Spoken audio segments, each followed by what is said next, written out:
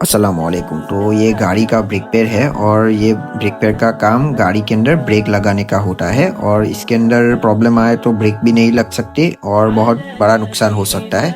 तो एक कस्टमर आए थे, ऑन रोड थे, तो उनकी गाड़ी के अंदर ब्रेक नहीं लग रही थी मगर जो ब्रेक लगनी चाहिए वैसी नहीं लग रही थी। तो और टायर के अंदर से आवाज़ आ रहा था जब ब्रेक लगाते थे। तो हमने चेक किया तो ब्रेक पैड जो है ना उसकी सारी थिकनेस ख़त्म हो गई थी। तो फिर हमें ब्रेक पैड और ब्रेक डिस्क भी चेंज करनी पड़गी क्योंकि ब्रेक डिस्क को भी डैमेज हुआ था। और ये बहुत रिस्की है क्योंकि इससे ही ब्रेक लगती है मगर ये ही ख़त्म हो जाएंगे तो गाड़ी में ब्रेक ही कैसे लगेगा। और उसके वजह से दो तीन नुकसान होते हैं। पहला नुकसान तो ये ब्रेक ना लगना और दूसरा कि जो डिस्क आती है उसको भी डैमेज होता है तो फिर वो डिस्क को भी चेंज करना पड़ता है। तो फिर ब्रेक पैड आप चेंज करवाओगे उसका तो आपको पैसा देना ही पड़ेगा मगर आपको डिस्क का एक्स्ट्रा पैसा देना पड़ेगा क्योंकि डिस्क को अभी चेंज करवाना ही पड़ेगा तो डिस्क का खर्चा अलग से हो जाएगा। तो ऐसा नहीं है कि आपको ये ब्रेक पैड खत्म होने के बाद ही मालूम होता है कि ब्रेक पैड मेरे खत्म हो गए हैं, ऐसा नहीं होता।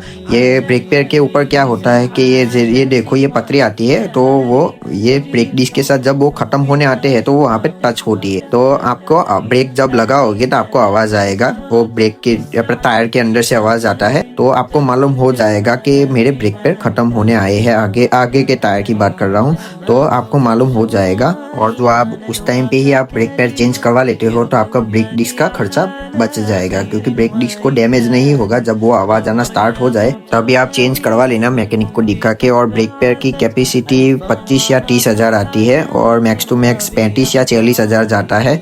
और ऑटो गाड़ी का ज़्यादा जल्दी खत्म होता है क्योंकि उसके अंदर क्लच नहीं आता तो ब्रेक का ही वर्क होता है उसके लिए।